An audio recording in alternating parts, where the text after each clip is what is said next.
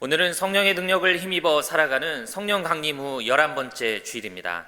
거룩하고 복된 주님의 날에 아버지의 집에 나오신 여러분을 주님의 이름으로 사랑하고 환영합니다. 사랑합니다. 존중합니다. 존중합니다. 사랑합니다. 장로회 모임 안내 드리도록 하겠습니다. 장로회 모임이 8월 10일 목요일 1시에 라구나우즈 골프장 옆에 있는 레스토랑에서 있습니다. 저희 교회 장로님들께서는 시간과 일정 확인해 주셔서 함께 해 주시기를 부탁을 드립니다. 이에 대해서 기타 문의사항이 있으신 분들은 박용진 장로님에게 문의해 주시기를 부탁을 드립니다. 다음 주에 장학금 수여식이 있습니다. 우리가 그동안 장학생을 선발하는 여러 과정을 통해서 11명의 장학생이 선발이 됐고요. 다음 주일은 11명의 학생들에게 장학금을 수여하도록 하겠습니다.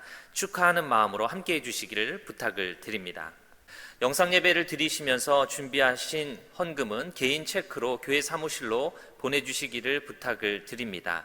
그리고 교회로 체크를 보내주신 분들은 주보를 꼭 확인하셔서 내가 보낸 헌금이 잘 도착했는지를 확인해 주시기를 부탁을 드리고, 명단에서 누락되신 분들은 저에게 연락을 주셔서 꼭 확인해 주시기를 다시 한번 부탁을 드립니다. 이제 다 같이 자리에서 일어나셔서 찬송하며 오늘의 예배를 시작합니다.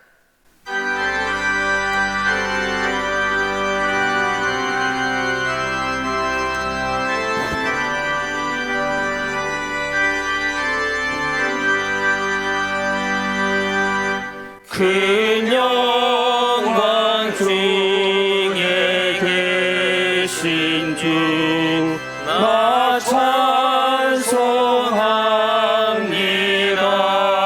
찬송합니다. 영원히 계신 주 이름 나 찬송합니다.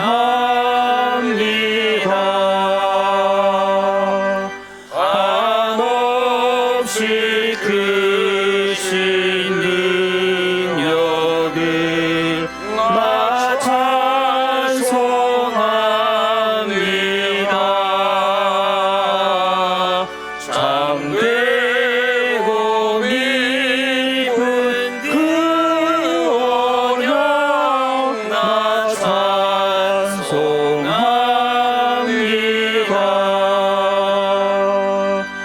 온 천지 창조하시던 그 말씀 힘이 있어 영원히 변치 않는 줄 나 믿사옵니다.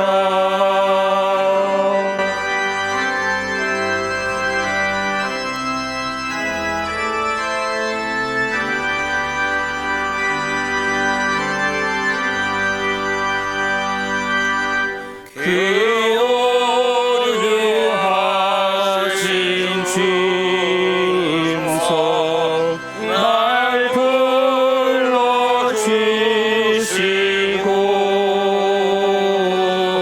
그 품에 품어주시니 나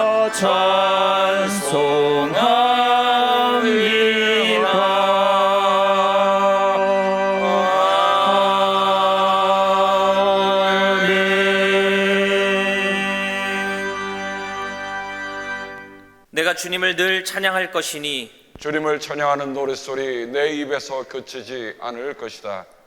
나 오직 주님만을 자랑할 것이니 비천한 사람들아 듣고서 기뻐하여라. 내가 주님을 간절히 찾았더니 주님께서 응답하시고 모든 두려움에서 나를 건져내셨다. 주님의 천사가 주님을 경외하는 사람을 둘러 진을 치고 그들을 건져 주신다. 너희는 주님의 신실하심을 깨달아라. 주님을 피난처로 삼는 사람은 큰 복을 받는다. 주님을 믿는 성도들아 그를 경외하여라. 그를 경외하는 사람에게는 아무런 부족함이 없을 것이다. 아멘. 사도신경으로 우리의 신앙을 고백합니다. 전능하사 전하사 천지를 만드신 하나님 아버지를 내가 믿사오며 그 외아들 우리 주 예수 그리스도를 믿사오니 이는 성령으로 잉태하사 동정녀 마리아에게 나시고 본디오 빌라도에게 고난을 받으사 십자가에 못 박혀 죽으시고 장사한 지 사흘 만에 죽은 자 가운데서 다시 살아나시며 하늘에 오르사 전능하신 하나님 우편에 앉아 계시다가 저리로서 산자와 죽은 자를 심판하러 오시리라. 성령을 믿사오며 거룩한 공예와 성도가 서로 교통하는 것과 죄를 사하여 주시는 것과 몸이 다시 사는 것과 영원히 사는 것을 믿사옵나이다. 아멘.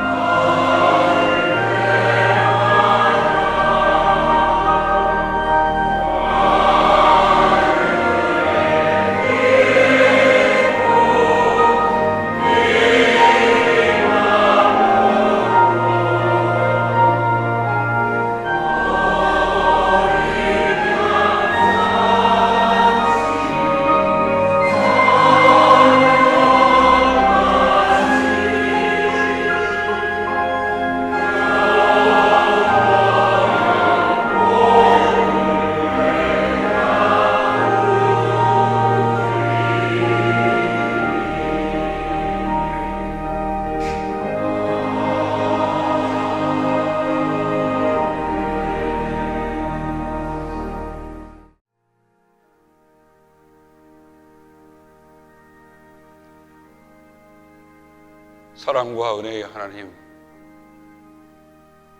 우리는 내주 하나님 넓고 큰 은혜는 저 큰 바다보다 깊다, 넓다 라고 찬양합니다.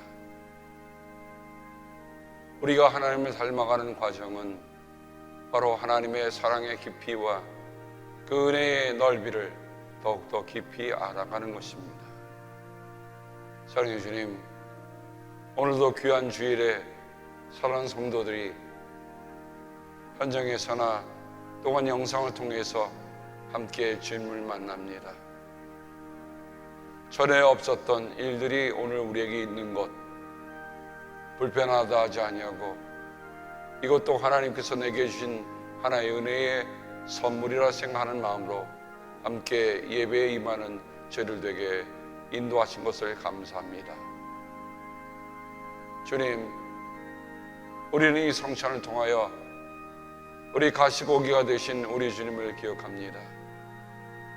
주고 또 주시고 목숨까지 주셔서 우리를 사랑하신 그 사랑을 우리가 마음껏 깊이 새기는 이 성찬에 대해 도와주셔서 우리 또한 누군가에게는 또 우리 또한 어느 땐가는 다 가시고기처럼 나를 내주고 갈 수 있는 저희들 되게 도와주시옵소서. 성령님, 이 성찬 위에 함께 하시며 또한 우리를 가운데 함께 하여 주셔서 우리가 다 말로 표현할 수 없고 다 인간의 생각으로 깨달을 수 없는 그 하나님의 사랑과 은혜의 깊이와 넓이를 함께 알아가도록 주여 도와주옵소서. 감사하며 예수님의 이름으로 기도합니다. 아멘.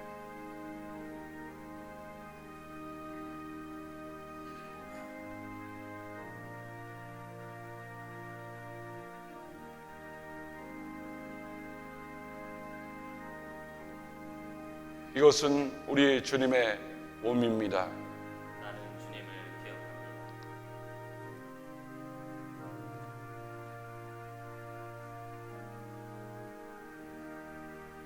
이것은 우리 주님의 보혈입니다. 나는 주님의 용서를 기억합니다. 우리가 함께 주님을 기억하며 주님의 기도로 기도합니다. 하늘에 계신 우리 아버지, 이름이 거룩히 여김을 받으시오며 나라가 임하옵시며 뜻이 하늘에서 이룬 것 같이 땅에서도 이루어지이다. 오늘 우리에게 일용할 양식을 주옵시고 우리가 우리에게 죄진 자를 사하여 준 것 같이 우리의 죄를 사하여 주옵시고 우리를 시험에 들지 말게 하옵시며 다만 악에서 구하옵소서. 나라와 권세와 영광이 아버지께 영원히 있사옵나이다. 아멘.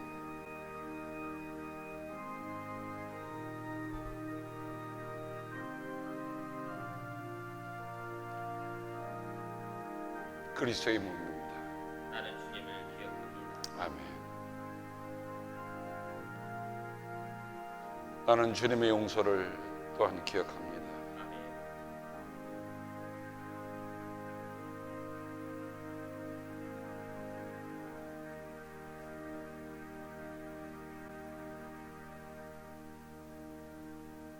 사랑과 은혜가 무한하신 주 하나님 아버지께 찬양과 경배를 드립니다. 주님의 높고 위대하신 사랑을 찬양합니다. 지난 한 주간 동안 주님의 사랑을 베풀지 못하고 나의 유익을 위해 아름답지 못한 언행을 하고 지냈는지 되돌아봅니다. 이 시간 우리의 메마른 심령을 불쌍히 여겨주시고 죄와 허물을 깨끗하게 씻어주셔서 주 하나님께 거룩한 예배를 드릴 수 있게 하여 주시기를 기도합니다. 우리가 죄인이었으나 믿음의 복을 주셔서 일찍이 주 하나님 아버지를 알게 하시고 나사렛 예수님을 우리를 구원하여 주신 그리스도로 믿어 고백하게 하여 주심을 감사합니다. 아무런 자격도 없는 우리를 하나님 아버지의 자녀로, 백성으로 먼저 은혜를 베풀어 주셔서 구원해 주심을 감사합니다. 주님께 예배하며 찬양할 수 있는 시간을 주셔서 감사하고 주 하나님께 우리가 바라는 모든 것을 아뢰 수 있어 감사합니다. 그 크신 은혜와 범사에 감사할 수 있게 하여 주셔서 감사합니다. 지난 상반기 동안 여러 가지 어려운 여건 중에도 라구나 힐스 교회를 통해 많은 일을 계획하시고 진행하게 하여 주심을 감사합니다. 복음을 전하는 선교사를 지원하게 하시고 몽골 메디컬 센터 건립을 추진하고 감당하게 하시며 지역 사회를 향한 장학 사역을 확대하게 하심을 감사합니다. 금년 남은 기간 동안 성령의 열매들도 풍성히 거둘 수 있도록 도와주시옵소서. 라구나 힐스 교회를 더욱 축복하여 주셔서 이 지역 사회에 복의 근원이 되게 하여 주시며 이 성전을 들고 나는 모든 성도들과 가정을 축복하여 주셔서 후손들이 번창하고 말씀 순종하며 주님의 기쁨이 되는 믿음의 가정을 이어가도록 인도하여 주시옵소서. 약한 자를 강하게 하시는 주님, 야곱이 가는 곳마다 요새가 되어 주시고 방패가 되어 함께하여 주신 것 같이 이곳에 정착한 우리 모두를 지켜주시기 원합니다. 우리의 가는 길을 빛으로 인도하여 주셔서 복 주심을 믿습니다. 빛 가운데로 다니면 길 잃어버릴 염려 없음을 굳게 믿습니다. 하나님의 영을 충만히 채워주셔서 매일매일 영에 속한 삶이 되기 원합니다. 성령의 도우심으로 시험에 들지 않도록 사탄의 유혹에 빠져 하나님을 멀리하는 삶이 되지 않도록 날마다 말씀 묵상하고 기도하며 끝까지 하나님 의지하는 삶이 되게 인도하여 주시옵소서. 우리의 삶이 하나님의 뜻에 합당한 삶이 되게 하여 주시옵소서. 항상 영과 육이 강건하며 날마다 영이 새로워지는 축복을 주시기를 기도합니다. 이곳에 모인 성도들 온갖 좋은 일에 요긴하게 쓰이는 성별된 귀한 그릇이 다 될 수 있게 축복하여 주시기를 간구합니다. 주님의 보혈, 그 능력을 믿습니다. 육신이 불편하여 치료를 받고 있는 성도들 능히 감당하고 이길 수 있는 힘을 주시옵소서. 속히 치유되고 회복되게 하여 주시옵소서. 세계 각 지역에서 환경이 열악하고 의료 시설조차도 부족한 오지에서 복음을 전하고 있는 선교사들과 가족들을 지켜주시고 그들의 수고가 많은 열매를 맺을 수 있도록 주님 친히 동행하여 주시옵소서. 복음이 땅 끝까지 전파되어 주님 나라 이루어지기를 기도합니다. 오늘 말씀에 성령이 함께하여 주심으로 우리의 영이 감사와 기쁨으로 채워져서 한 주간 보혈의 능력 의지하고 하나님께 감사하며 지낼 수 있게 도와주시기를 기도합니다. 담임 목사님과 부목사님 영육간에 강건하게 지켜주시고 가정을 축복하여 주시옵소서. 예배를 돕고 수고하는 모든 분들 축복하여 주시옵소서. 예배 순서를 주관하여 주셔서 주님 홀로 영광 받으시옵소서. 우리를 구원하여 주신 예수님 이름으로 기도합니다. 아멘.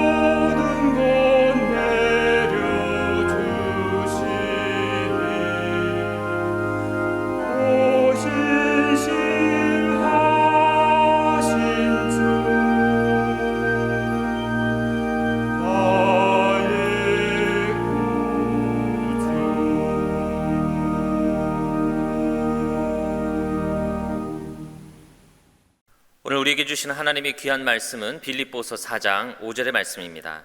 빌립보서 4장 5절의 말씀을 제가 읽어드리겠습니다. 여러분의 관용을 모든 사람에게 알리십시오. 주님께서 가까이 오셨습니다.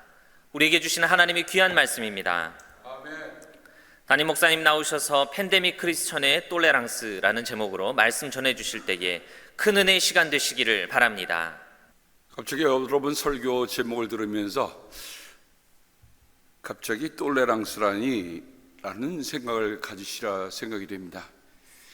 톨레랑스란 말은 톨러런스라고 하는 영어의 프렌치어입니다. 영어의 intolerance 하면 in이라고 하는 것은 부정 접두사가 돼서 그 뒤에 있는 tolerance를 부정하는 게 됩니다. 제가 오래전에 아마 저희 교회에 생긴 지 한 몇 년 안 되고 일이었습니다. 롱비치 어딘가에 있는 이민 구치소를 방문하게 되었습니다. 어느 날 이민국에서 수사관이 와서 함께 동행하자 했는데 그 결혼한 가장이 구치소에 갇히게 되었습니다. 풀려날 수 있는 길이 없었습니다. 그래서 제가 그 당시에 여러분 혹시 기억하실지 모르겠지만 무관용 원칙을 적용해서 특별히 이민자들에게는 범법 사실이 3번 거듭되면 3 스트라이크 아웃이라고 하는 것을 시행할 때였습니다. 그러니까 그 가장은 바로 그 일에 연루가 되었던 것 같습니다. 바닷가를 향해서 가는데 그 길은 양쪽으로 바다고 외길로 나와 있고요. 좌측에는 제가 전방에서 봤던 철책들이 아주 느려져 있는 그 길 들어가는 것이 결코 그렇게 마음이 가볍지는 않았습니다. 구치소에 들어가서 그 가장을 제가 면회하려고 하니 이윽고 사람이 나오는데 앞에 창문이 있고요. 그리고 마이크를 통해서 서로 대화를 하도록 되어 있었습니다. 보는 순간에 참 마음이 어쩔 수가 없다. 어떻게 도와줄 수 있는 길이 없을까? 그러나 하나님께 간절히 기도하고 제가 가지고 갔던 십자가를 그 가장에게 제가 전해주고 용기를 잃지 말라고 돌아온 일이 기억이 납니다. 결국 그는 한국으로 추방이 되고 한국에서 새롭게 일을 시작하고 결국 온 가족이 한국으로 가서 지금은 정말 행복하게 잘 살고 있는 크리스찬 가정이 되고 있는 것을 알고 있습니다. 영어에 broken window theory라고 하는 것이 있습니다. 유리창이 깨졌을 때 그 깨진 창문을 방치해두면 더 큰 위험이 온다는 얘기입니다. 그래서 이런 티오리를 근거로 해서 Zero Tolerance Policy라는 것이 생겼습니다.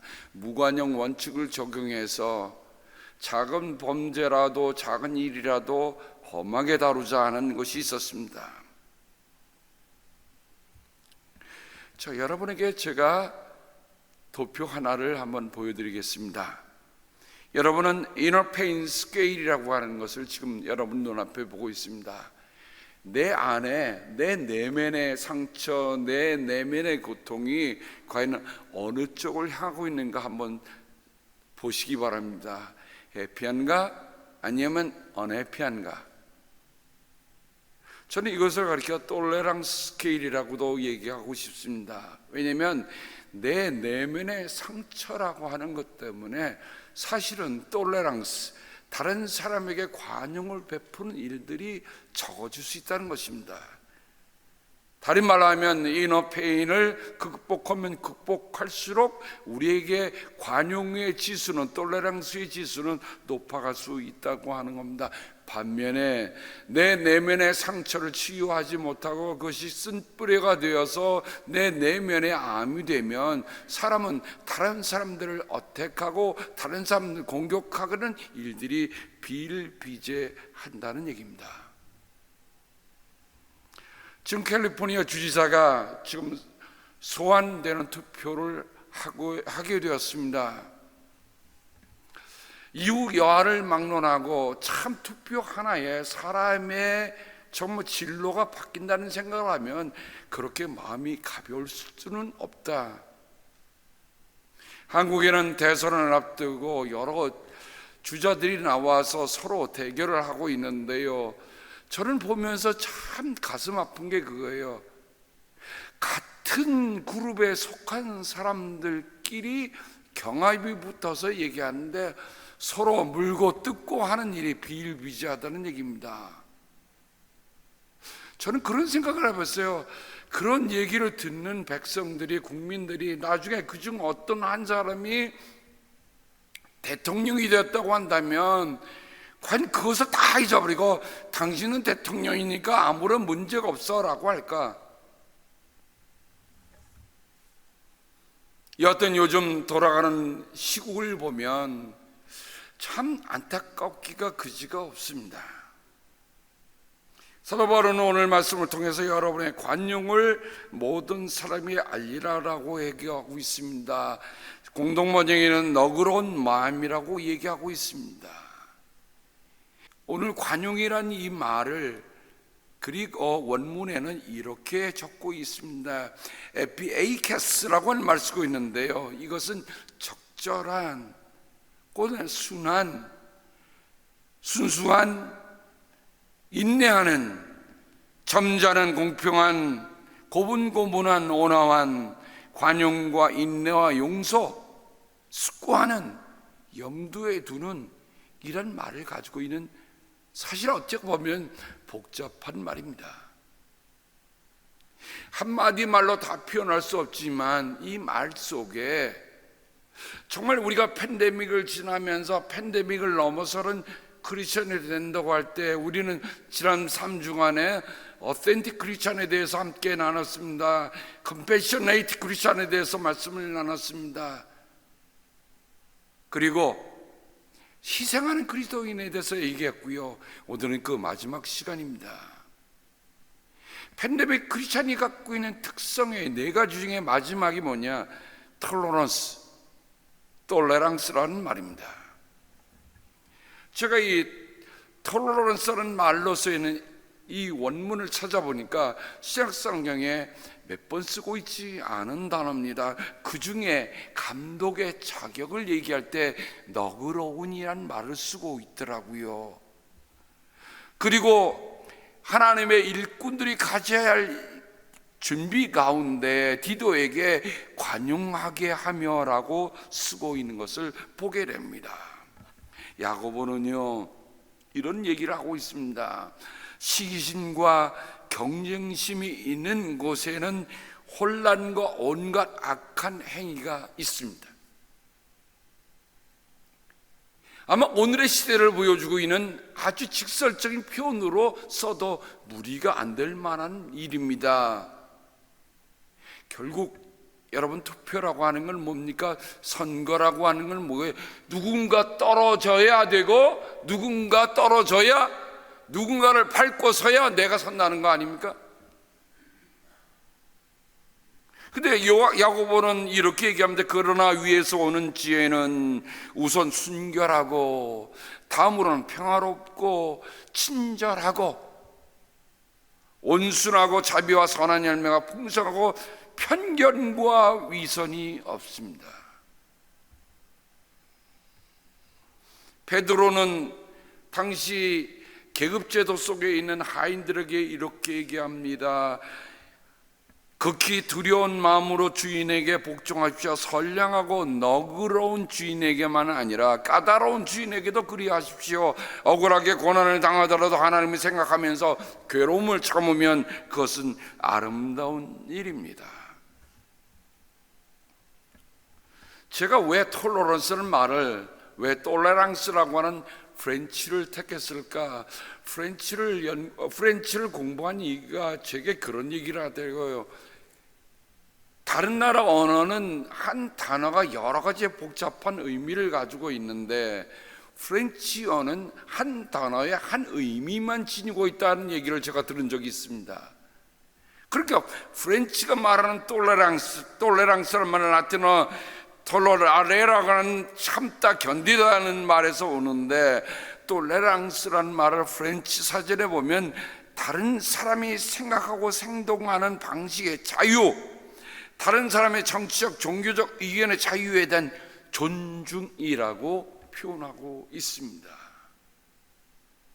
다른 말로 한다면 사도 바울이 오늘 말한 것처럼 여러분의 관용이라고 할 때 그 관용이라고 한 말은 다른 사람이 나랑 다른 생각을 갖고 있다 할지라도, 다른 사람이 나와 다른 사고를 하고 다른 행동을 갖고 있다 할지라도, 다른 사람이 나와 다르다고 할지라도 그 사람의 행동과 그 사람의 사고를 우선은 존중해 주라는 얘기입니다. 쉬운 얘기 아니죠. 근데 제가 왜 톨레랑스라고 하는 프렌치어를 택한 또 하나 이유가 있습니다. 톨레랑스의 반대는 뭡니까? 결국은 독선이에요. 독선. 나 혼자 잘났다, 나 혼자 맞다. 프랑스의 철학자 볼테르는 톨레랑스에서 기독교인들을 이렇게 지적하고 있습니다. 말씀을 준비하면서 참 가슴이 아프더라고요. 먼저 로마인의 이야기에서 얘기하는 이야기를 함께 먼저 나눕니다. 왜냐하면 볼테르가 로마인들보다 기독교인들이 더 못하다라는 얘기를 지었기 때문에. 그러면 로마인들은 어땠을까? 로마인의 이야기라고 하는 책을 보면 로마인들은 지성에서나 체력에서나 기술에서 다 뒤떨어져 있었습니다. 경제력에서도 뒤떨어져 있었어요. 당시 로마를 둘러싸고 있는 주변 국가에 있는 그 나라들, 그리스인이나 켈트인이나 게르만인이나 에투리안인이나 그리고 카르타고인보다 뒤떨어져 있었습니다. 근데 놀라운 거는요, 로마인들은 그들이 나보다 낫다는 것을 인정하고 살았다는 겁니다. 우리는 어때요? 세상의 사람들은 누가 나보다 잘나면 그 잘났다는 것을 인정하지 않으려고 듭니다. 그렇게 뒤떨어졌다고 하는 것을 인정하는 로마인들이 어떻게 로마 초기에는 엄청난 제국을 그렇게 오랫동안 유지할 수 있었을까? 로마인의 이야기에 보면 세 가지를 듭니다. 하나는 개방성, 열고 사는 거예요. 유연성, 부러지는 게 아니라 바람이 불면 부는 대로 하는 그런 유연성, 그리고 마지막이 관용의 정신, 톨레랑스입니다. 다른 말로 하면 로마인들은 다른 사람들의 생각을 이해하고 받아줄 줄 아는 톨레랑스의 정신으로 세계를 지배하는 것이라고 로마인 이야기에서 그렇게 분석해 주고 있습니다. 그러면 볼테르가 얘기하고 있는 기독교인들은 어땠나요? 로마인들과는 달리, 그렇죠, 개방성을 갖고 있고 유연성을 갖고 있고 그리고 톨레랑스를 갖고 있는 로마인들과는 달리, 그리스도 교도들은 컨스탄티누스 황제가 기독교를 공인한 이후로 서로를 박해왔다라고 시작합니다. 이게 어떤 일입니까? 믿음의 박해를 받을 때는 정말 그리스도만 붙잡고 그리스도의 십자가만 붙잡고 주님 향해서만 가던 그 교회가 로마의 국교로 된 이후로는 서로가 서로에게 적이 되고 서로가 서로를 박해하는 일이 일어났다는 거예요.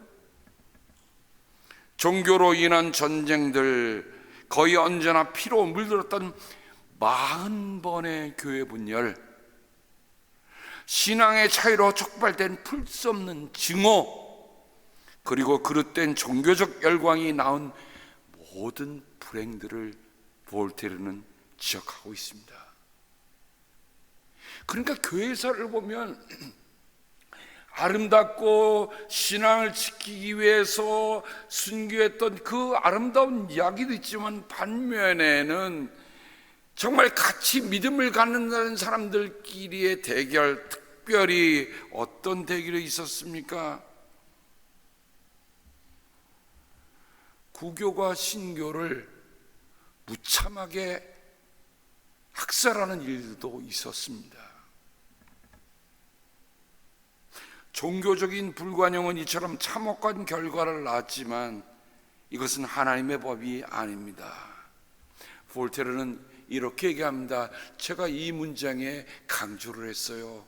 예수 그리스도는 말과 행동으로 온유함과 인내와 용서를 가르치고 있습니다. 그러므로 당신이 예수 그리스도를 닮고자 한다면 처형자가 되지 말고 순교자가 되라. 내가 옳으니 이것을 안 따르면 너는 불에 타여 죽어야 돼, 너는 참수해야 돼 하는 일들이 기독교 역사 속에 있다는 얘기입니다. 그러므로 관용이라고 하는 것은 우리 그리스도인들이 정말 가져야 할 성스러운 의무이다. 인간이라 불리는 티끌들 사이에 존재하는 이 모든 사소한 차이들이 증오와 박해의 구실이 되지 않도록 해달라고 볼테르는 기도하고 있습니다. 프랑스의 불편한 역사로 잠깐 보면 1572년 구교와 신교 사이의 갈등으로 빚어진 성 바돌로메 축일의 대학살 사건이 있습니다. 당시에 프랑스 국왕의 어머니였던 카트린 드 메디치스는 음모에 따라 구교들은 결혼식을 참여하기 위해서 파리에 모인 신교도들을 학살했어요. 파리에서 3,000명, 그리고 프랑스 전역에서 2만 명을 죽였습니다. 그러니 이거리 끝난 게 아니죠. 신교들은 생존을 위해 그들에게 반격하기 시작했고 이것이 소위 말하는 종교 전쟁이 되고 말았던 겁니다.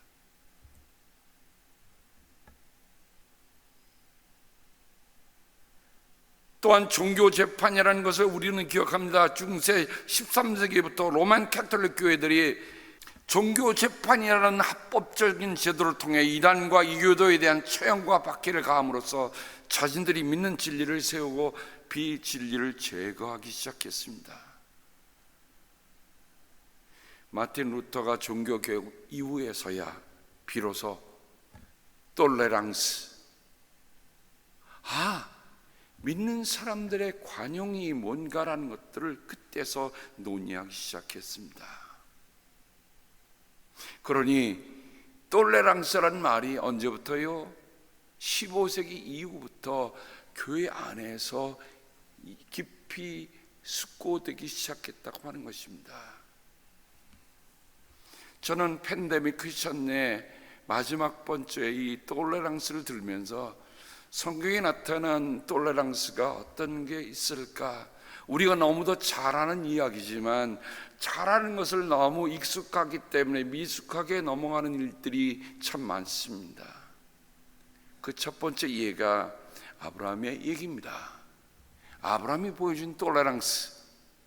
창세기 13장에 보면 아브라함은 이집트를 떠나서 네겝으로 올라갔는데 아내를 데리고서 모든 소유를 가지고 이집트를 떠납니다. 조카 롯도 그와 함께 가는데 아브라함은 집주인과 은과 금이 많은 큰 부자가 돼 있다라고 얘기합니다. 이집트에서 큰 부자가 돼갖고 올라오고 있었습니다.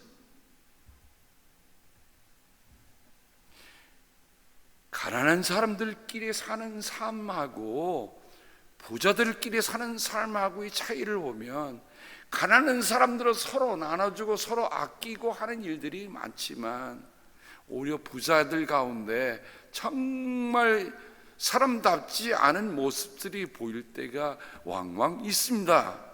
그런데 아브라함과 롯 사이에 그런 일이 생기기 시작했습니다. 재산이 너무 많이 뿌니까, 당시에 재산이라고 하는 건 유목민들에게서 재산이라고 하는 양의 숫자입니다. 양의 숫자가 너무 많은데 문제는 목초지하고 물이 부족한 겁니다. 그래서 이 서로 목자들끼리, 아브라함 목자하고 롯의 목자들 서로 싸우고 신경질을 벌이기 시작했습니다. 역시 믿음의 노장인 아브라함, 여러분, 인생의 우여곡절을 겪으면서도 하나님의 약속을 받고 그의 백세의 아들을 얻고, 내가 너로 하여금 정말 75세에 내가 복의 근원이 될 거라고 하는 약속을 받은 아브라함, 그때부터 누구하고 살았습니까? 그래요, 하나님과 하고 사는 거예요. 인생이 75세라고 하면 이제 그때 다 모든 희망이 끊어질 에이지잖아요.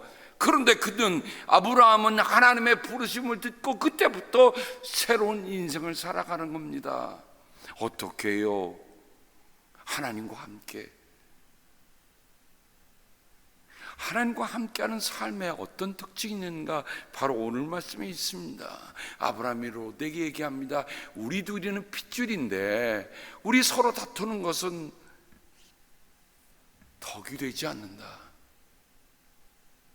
그러니 내가 보는 앞에 땅이 얼마든지 있으니 따로 떨어져 살자. 내가 왼쪽으로 가면 나는 오른쪽으로 가고, 내가 오른쪽으로 가면 나는 왼쪽으로 가겠다. 여러분 한번 생각해 보세요. 아브라함이 연장자입니까? 롯이 연장자입니까? 누가 그 집안의 어른입니까? 아브라함이 어른이잖아요. 아브라함이 롯에게 이렇게 얘기할 수도 있었을 거예요. 싸우지 말자, 내가 집안의 어른이, 너 절로 가 라고 얘기할 수도 있었을 것입니다. 그런데 아브라함은 그러지 아니했어요. 그게 아브라함이 가진 톨레랑스였다. 여러분, 사람의 마음이, 넉넉함이 어디서 나오는 걸까요? 아브라함이 세상의 것에만 연연하고 살았다고 한다면 그런 톨레랑스를 볼 수 있을까? 아니에요.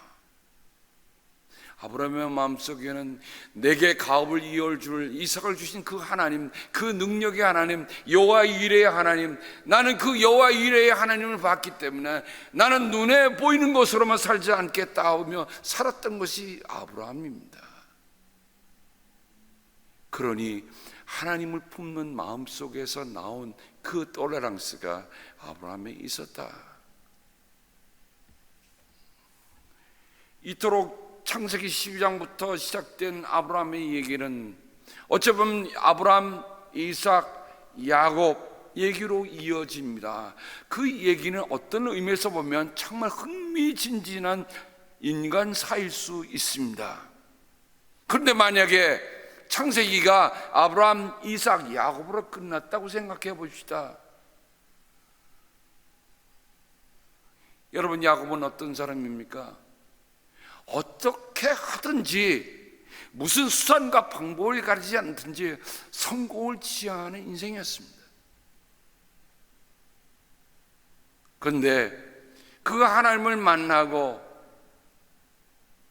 12아들을 낳았는데 그 12아들 중에 요셉이 어느 순간에 짐승에 희생을 당했다고 하는 그 형들의 복을 받고 야곱은 그날부터 살 맛을 잃어버리지 않았습니까? 17살 요셉의 나이, 정말 야곱은 그 아들을 너무너무 사랑했어요. 왜? 내가 사랑하는 라헬에게서 낳은 아들이기 때문에 무지한 편견과 편애를 했다고 하는 것 사실입니다. 그러니 만약에 요셉의 얘기 없이 야곱의 얘기로만 끝났다고 한다면 모든 사람들은 어떻게 하든지 세상에서 성공을 지향하고 어떻게 하든지 세상의 모든 것을 붙잡는 것에 인생을 다 투자할 것입니다. 근데 여기에 창세기 37장부터 요셉의 얘기가 등장합니다.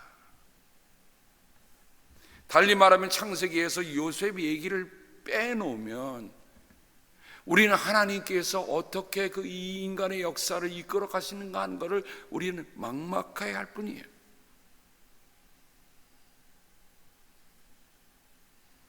하나님의 사로 요셉을 통하여 하나님의 역사는 이어가는데 우리는 요셉을 Man of Integrity라고 부르는데 톨레랑스의 모원입니다. 창세기 마지막 장입니다. 율법의 첫째인 창세기의 끝장에 요셉이 형들을 품는, 형들을 용서하는 이 관용의 얘기, 톨레랑스 얘기는 몇 번 읽어도 정말 가슴 치는 얘기입니다.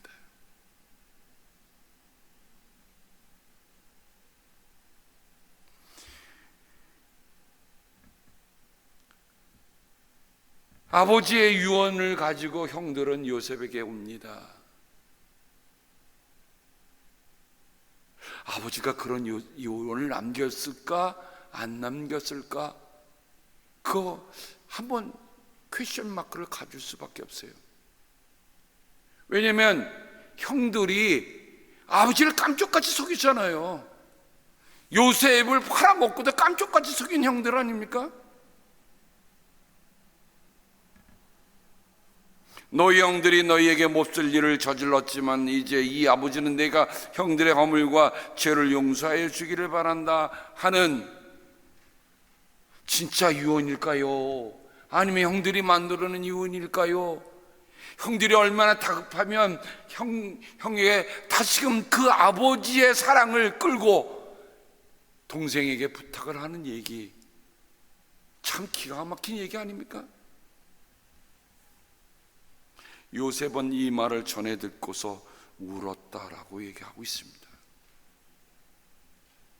형들을 봤을 때 그가 뒤로 가서 통곡하며 울었던 그 이야기 우리는 기억할 것입니다. 눈물을 싹 씻고 와서 요셉은 아무 아닌 것처럼 그 형들을 대했던 일들을 여러분 기억하십니까? 왜 요셉이 이 말을 전해 듣고 울었을까? 여기는 이런 생각을 해볼 수 있습니다. 아직도 나의 진정함을 형들이 몰라주는구나. 그거 얘기 없어도 형은 내 가족이잖아요. 비록 어머니는 달라더라도 형은 내 형이잖아요. 어떻게 고센 땅으로 와서 그 땅에서 이렇게 번창하고 잘 살고 있는데 형들이 비루하게 얘기하는 그 얘기를 요셉은 그 형들 때문에 우는 것이 아니라 자기 때문에 울었을 거다라는 생각을 합니다. 나의 진정성을 이렇게 몰라주다니.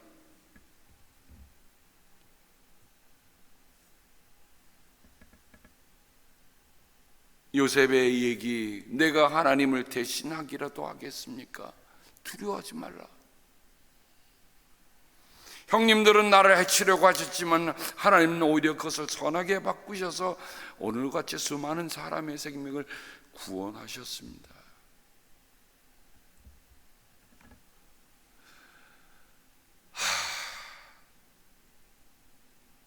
오늘의 세대는요, 참 요셉이 그리워지는 세대입니다. 어떠세요? 창세기에 나타나는 그 사건들을 어떻게 보면 마치 영화를 제작할 때 아주 디테일하게 슬로우 비디오로 연출하는 그 장면처럼 왜 요셉의 이런 이야기를 길게 늘어놓고 있을까?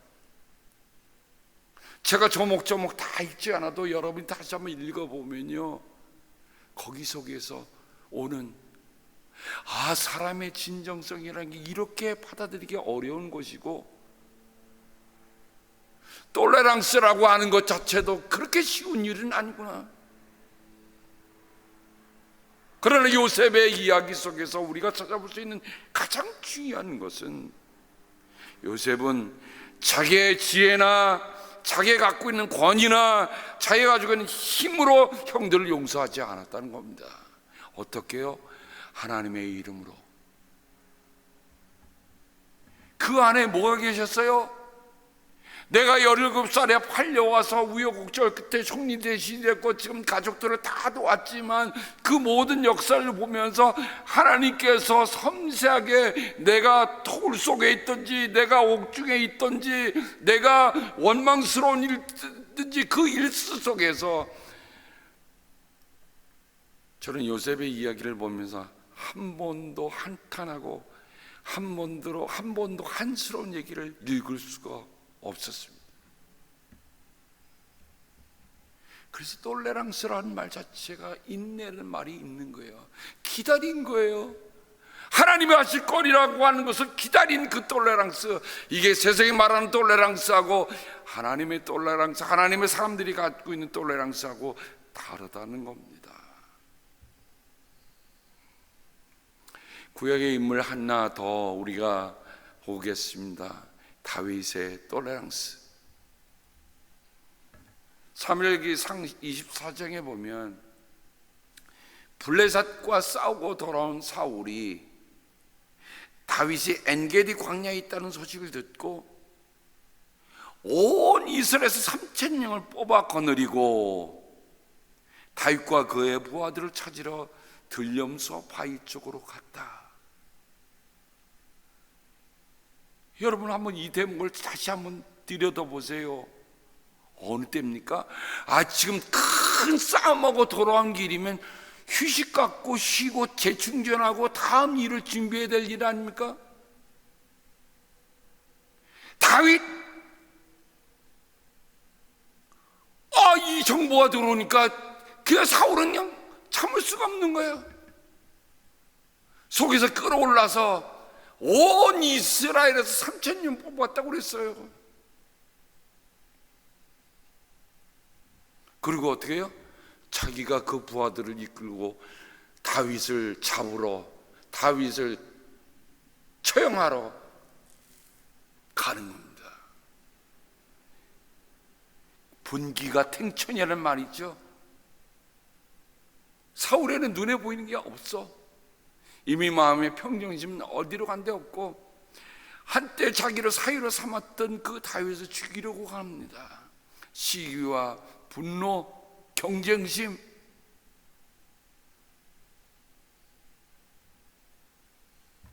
사울이 가다가 갑자기 뒤를 보고 싶어서 굴 하나가 있어 그 안으로 들어갔습니다. 거기에 다윗과 부하들이 숨어 있었습니다. 다윗의 부하들이 그 다윗에게 한 말을 여러분 들어보세요. 드디어 주님께서 대장님에게 약속하신 바로 그날이 왔습니다. 내가 너희 원수를 너희 손에 넘겨줄 것이니 내가 마음대로 그를 처치하여라 하신 바로 그날이 되었습니다. 이것도 주님의 약속이라고 부하들은 얘기하고 있습니다. 그죠? 야, 하나님 그때 약속하지 않았습니까? 저로 얘기합니다.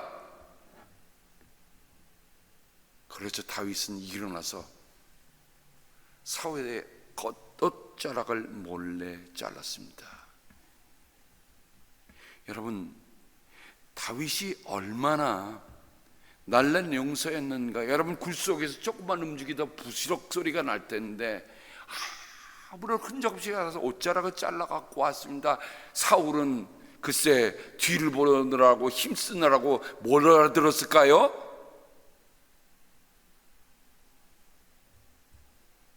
그런데 다윗의 마음에 가책이 왔다고 성경은 기록합니다. 내가 감히 손을 들어 주님께서 기름 부어 세우신 우리의 임금님을 치겠느냐? 주님께서 내가 그런 일을 하지 못하도록 나를 막아주시기를 바란다. 왕은 바로 주님께서 기름 부어 세우신 분이기 때문이다. 자기에게도 다독이고 부하들에게도 하나님이 세우신 임금이니 건드리지 마라 라고 얘기합니다. 장면은 진행이 됩니다. 사울이 뒤를 다 본 후에 굴 밖으로 나가서 길가에 섰는데, 그러자 다윗이 굴 밖에 나오면서 소리를 칩니다. 임금님! 임금님!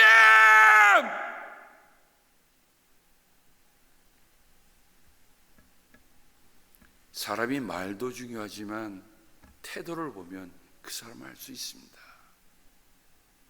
사울이 뒤를 돌아보는 순간에 다윗은 쭉 엎드려 절을 합니다. 임금님은 어찌하여 다윗이 왕을 해치려 한다는 주장하는 사람들의 말만 들으십니까? 누군가 말을 만들고 있는 거지요.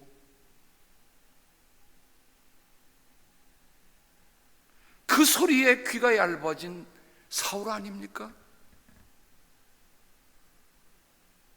사람 살아가면서 참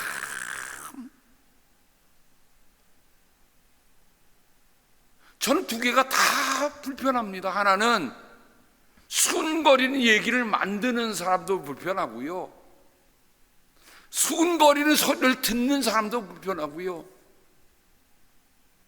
편하지가 않아요. 아이 뭐 어때? 그랬대. 이렇게 하면요, 이 시간이 그 말이 산지 사방에 다 흩어지고 말아. 그게 사람의 행태입니까?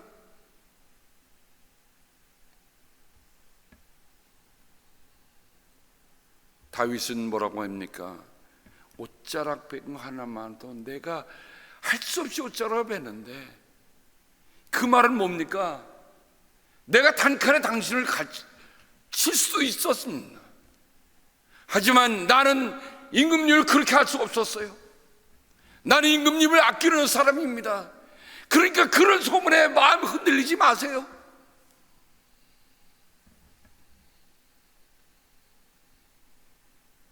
지금까지 나를 찾으러 죽이려고 쫓아다니십니까? 이제는 주님께서 나와 임금님 사이에 재판관이 되시고 나의 억울한 것을 주님께서 직접 풀어주시기 바라겠습니다. 다윗은요, 아까 아브라함이 하나님 앞에 살았듯이 다윗도 하나님 앞에 살아가는 거예요. 그러니까 억울함을 세상에 호소하지 않고 세상에 풀어달라고 하지 않고 하나님이 해주실 것이라고 하는 믿음을 가지고 지금 얘기하는 겁니다. 그다음 말을 보면요, 여러분, 다윗이 어떤 사람입니까? 다윗은 만만이잖아요. 사울은 천천히인데 날랜 용사입니다. 이스라엘 임금님은 누구를 잡으려고 이렇게 나오셨습니까? 임금님이 누구를 잡으려고 쫓아다니십니까? 한 마리 죽은 개를 쫓아다니십니까? 한 마리 벼룩을 쫓아다니십니까? 아니, 사람이요, 자기를 표현해도 좀 이런 말을 하면 안 될 것 같은데 다윗은 뭐라고 합니까? 한 마리 죽은 개라고 얘기합니다. 한 마리 벼룩이라고 얘기합니다. 다윗이 이런 말 할 뻔도 하잖아요.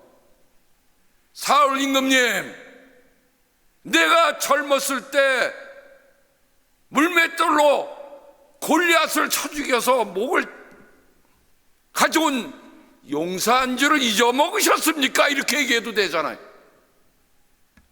모두가 벌벌 떨어서 아무도 못 나섰는데 그 사건 하나만 얘기해도 사울이 꼼짝 못할 텐데, 근데 뭐라고 얘기합니까? 난 한 마리 죽은 개입니다. 한 마리 벼룩입니다. 하나님께서 재판관이 되시고 내 억울함을 풀어주시길 바랍니다.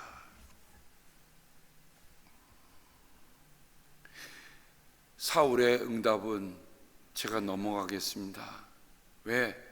사울은 이 사건 이후에도 또 마음이 변덕스러워, 또 마음이 바뀌어. 하나님의 영에 사로잡히지 않고 악한 영에 사로잡히니까 사울은 급기야 결국 전사하고 마는 비참한 최후를 맞게 됩니다. 다윗과 사울은 이스라엘의 초대 왕이었잖아요.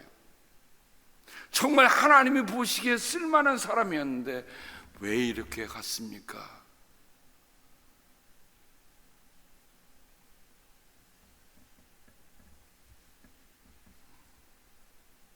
저는 아브라함과 다윗의 얘기를 보면서 오늘 바울이 말하는 여러분의 관용을 다른 사람들에게 보이라고 하는 말, 제가 말씀을 읽으면서 show라는 말을 눈여겨보았습니다.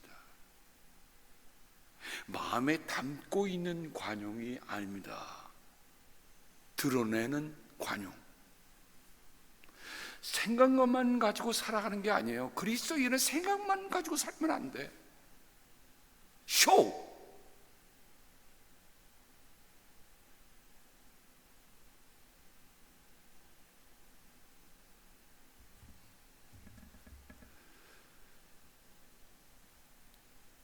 남아공에 오랜 동안 옥중에 갇혔던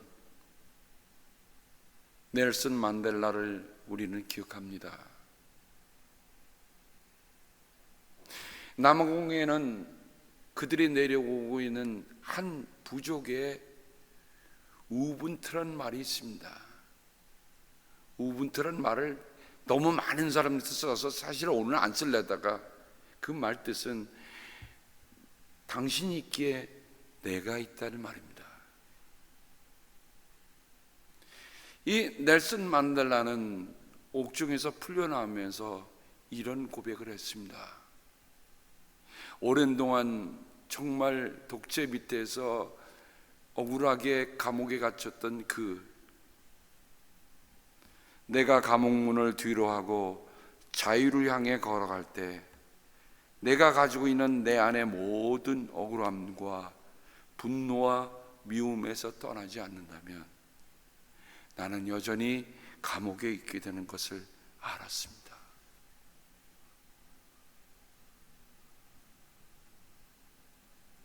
분명 넬슨 만델라를 구속하고 체포하고 구금한 사람들은 있습니다.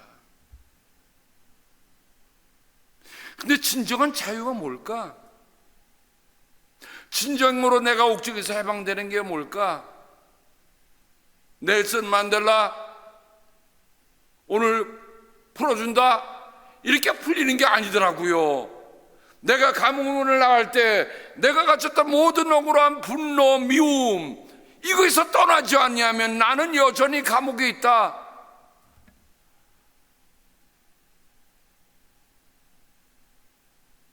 우리가 살아가면서 미움 있지요? 아유, 왜 저래? 어떻게 저렇게 살 수 있어?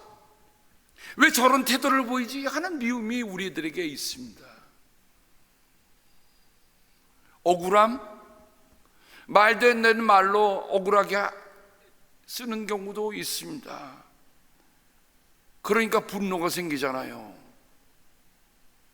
근데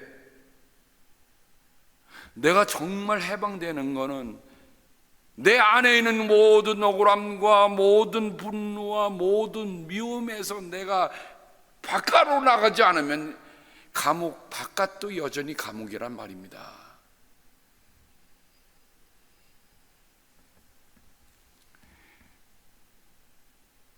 감옥에서 살아서야 되겠습니까? 내 영혼에 잡초 쓴 뿌리는 남이 뽑아주는 거 아니더라고요. 내가 뽑아내야 하는 거더라고요. 왜? 다른 사람은 내 영혼 안을 어떻게 봐? 내 안에 건 내가 보는데.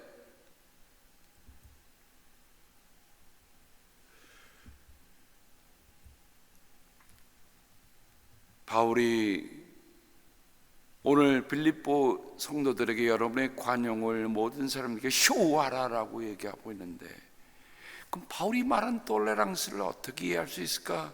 제가 말씀을 읽다가 에베소 4장 2절에 다 담겨 있구나 하는 생각을 가졌습니다.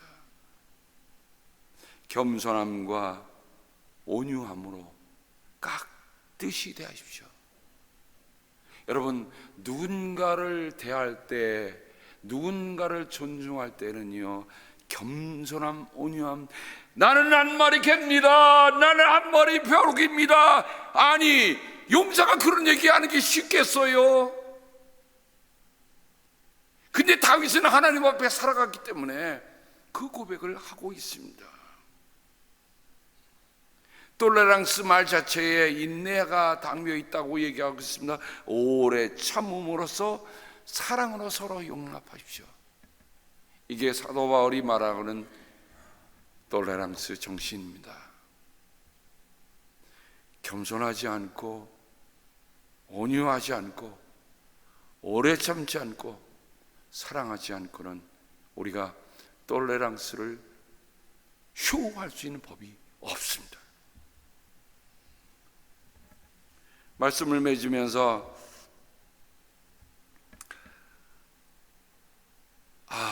제가 오늘 사회를 보면서 요즘 그냥 소위 말하는 그냥 대선 주자들이 하는 걸 보면서 브로큰 윈도우다라고 얘기합니다. 브로큰 윈도우. 내가 무엇이 되고자 몸부림치기보다도 정말 우리 팬데믹 크리스천들은 하나님을 닮아가려고 몸부림을 칠 수 있기를 바랍니다. 아멘. 우리가 하나님을 닮아가려는 몸부림이 세상에 무엇이 되는 것보다 더 중요하다는 거예요. 주님께서 먼저 내게 오실지 내가 주님께 먼저 갈지 알 수 없으나 한 가지 분명한 것은 그날이 멀지 않답니다. 그날이 멀지 않다. 주님 앞에 설 때 나는 무엇이라 말할 것인가? 기도하겠습니다. 하나님, 팬데믹 크리스천이라고 하는 큰 주제를 가지고 4번에 걸쳐서 우리가 팬데믹 크리스천 어떻게 하면 다른 사람들에게 영향력을 정말 미치는 그리스도인이 될까라는 말씀을 함께 나누었습니다. 물론 이것이 완성이라기보다는 하나님 시작인 것을 성도들과 함께 나눕니다. 나도 그렇게 살기를 원합니다. 내가 그것 때문에 몸부림칠 수 있도록 하나님이 함께하여 주시옵소서. 특히 오늘은 톨레랑스에 대해서 말씀을 나눴습니다. 하나님, 기독교는 정말 수치스러운 부끄러운 역사를 갖고 있습니다.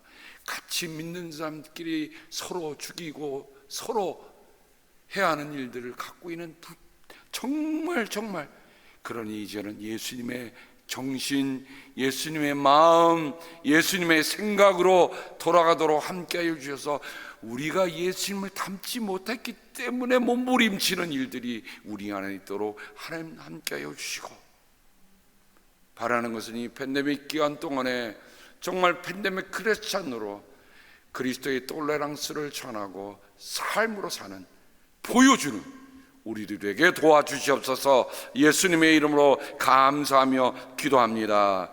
아멘.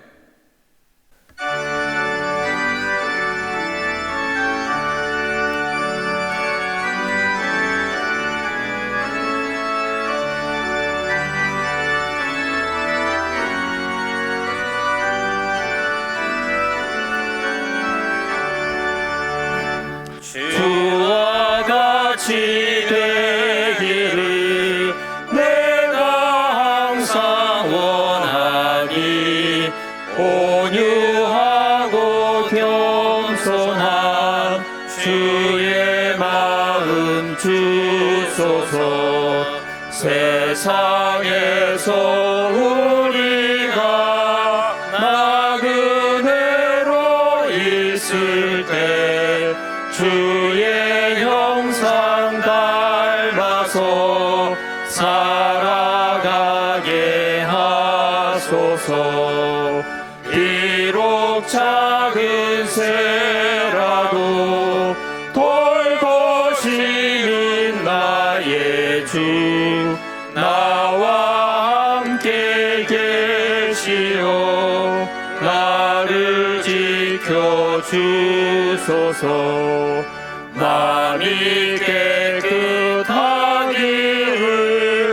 내가 항상 원하니 악한 마음을 버리고 살아가게 하소서.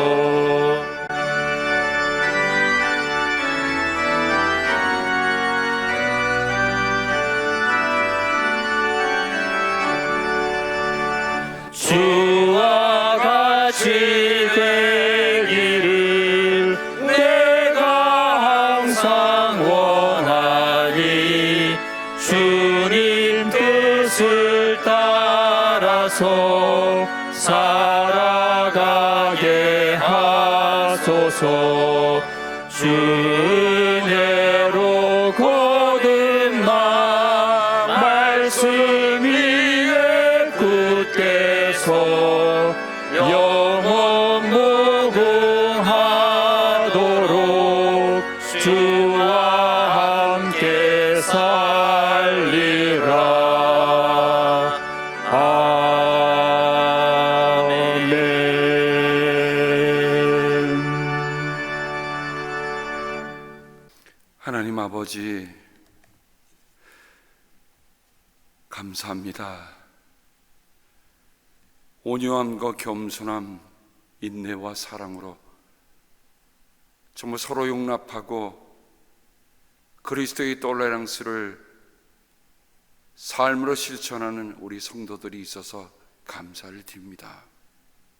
하나님, 사회가 참으로 혼탁하고 있지만 그 속에서 사회의 혼탁한 그 물결을 새로운 물결로 바꿀 수 있는 것, 하나님, 바로 예수 그리스도를 바로 믿는 팬데믹 크리스천을 통해서 주님께서 역사하신 줄로 믿습니다. 아버지, 여기에 주를 잘 아는 성도들이 하나님 앞에 구별하여 드리는 예물이 있습니다. 아버지, 아브라함, 요셉, 다윗의 톨레랑스 관용을 마음에 깊이 담습니다. 우리를 구원해 주시는 예수님의 온유함, 인내와 용서를 깊이 배우고 닮아가도록 도와주시옵소서. 아버지, 진심으로 사랑합니다. 아버지, 고맙습니다. 하나님의 은혜 가운데 수술을 잘 마치게 하셔서 감사를 드립니다. 8월의 11조 헌금을 하나님 앞에 드립니다. 하나님이 내게 주신 삶 감사하여서 구별하여 드립니다. 하나님, 멀리 떠나가 있지만 주님을 기억하고 주님의 몸된 교회를 기억하며 주님 앞에 봉헌합니다. 범사에 감사합니다. 하나님 아버지, 때로는 우리의 삶에 이름도 없이 빛도 없이, 하지만 주를 향해서 주님께서 우리를 넉넉하게 받으신 그 은혜에 감사하여 하나님, 내 삶에 정말 넉넉한 마음으로 드리는 그 마음들, 그것도 하나의 톨레랑스의 정신인 것에 감사를 드립니다. 아버지, 기도합니다.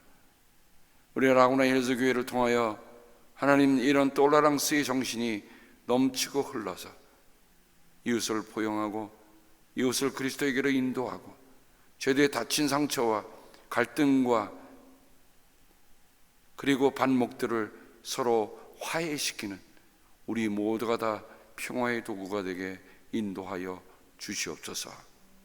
하나님 감사합니다.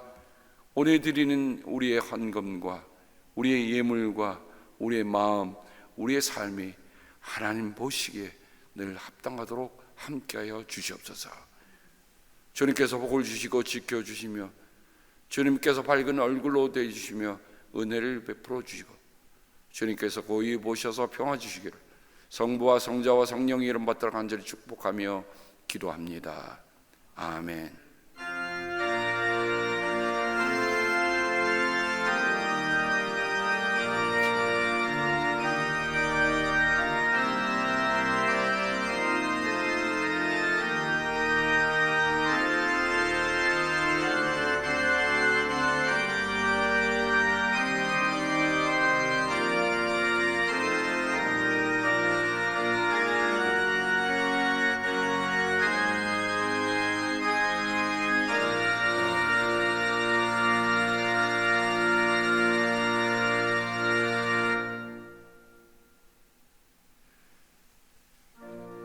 장로님 기도 감사합니다. 감사합니다. 장로님. 하나님 아버지 감사합니다. 온유함과 겸손함, 인내와 사랑으로 정말 서로 용납하고 그리스도의 톨레랑스를 삶으로 실천하는 우리 성도들이 있어서 감사를 드립니다. 하나님, 사회가 참으로 혼탁하고 있지만 그 속에서 사회의 혼탁한 그 물결을 새로운 물결로 바꿀 수 있는 것, 하나님 바로 예수 그리스도를 바로 믿는 팬데믹 크리스천을 통해서 주님께서 역사하신 줄로 믿습니다. 아버지, 여기에 주를 사랑하는 성도들이 하나님 앞에 구별하여 드리는 예물이 있습니다. 아버지, 아브라함, 요셉, 다윗의 톨레랑스 관용을 마음에 깊이 담습니다. 우리를 구원해 주시는 예수님의 온유함, 인내와 용서를 깊이 배우고 닮아가도록 도와주시옵소서. 아버지, 진심으로 사랑합니다. 아버지, 고맙습니다. 하나님의 은혜 가운데 수술을 잘 마치게 하셔서 감사를 드립니다. 8월에 11조 헌금을 하나님 앞에 드립니다. 하나님이 내게 주신 삶 감사하여서 구별하여 드립니다. 하나님, 멀리 떠나가 있지만 주님을 기억하고 주님의 몸된 교회를 기억하며 주님 앞에 봉헌합니다. 범사에 감사합니다. 하나님 아버지, 때로는 우리의 삶에 이름도 없이 빛도 없이, 하지만 주를 향해서 주님께서 우리를 넉넉하게 받으신 그 은혜에 감사하여 하나님, 내 삶에 정말 넉넉한 마음으로 드리는 그 마음들, 그것도 하나의 톨레랑스의 정신인 것에 감사를 드립니다. 아버지, 기도합니다. 우리 라구나 힐즈 교회를 통하여 하나님, 이런 톨레랑스의 정신이 넘치고 흘러서 이웃을 포용하고 이웃을 그리스도에게로 인도하고 죄대의 다친 상처와 갈등과 그리고 반목들을 서로 화해시키는 우리 모두가 다 평화의 도구가 되게 인도하여 주시옵소서. 하나님 감사합니다. 오늘 드리는 우리의 헌금과 우리의 예물과 우리의 마음, 우리의 삶이 하나님 보시기에 늘 합당하도록 함께하여 주시옵소서. 주님께서 복을 주시고 지켜주시며 주님께서 밝은 얼굴로 대해주시며 은혜를 베풀어 주시고 주님께서 고이 보셔서 평화 주시기를 성부와 성자와 성령의 이름 받들어 간절히 축복하며 기도합니다. 아멘.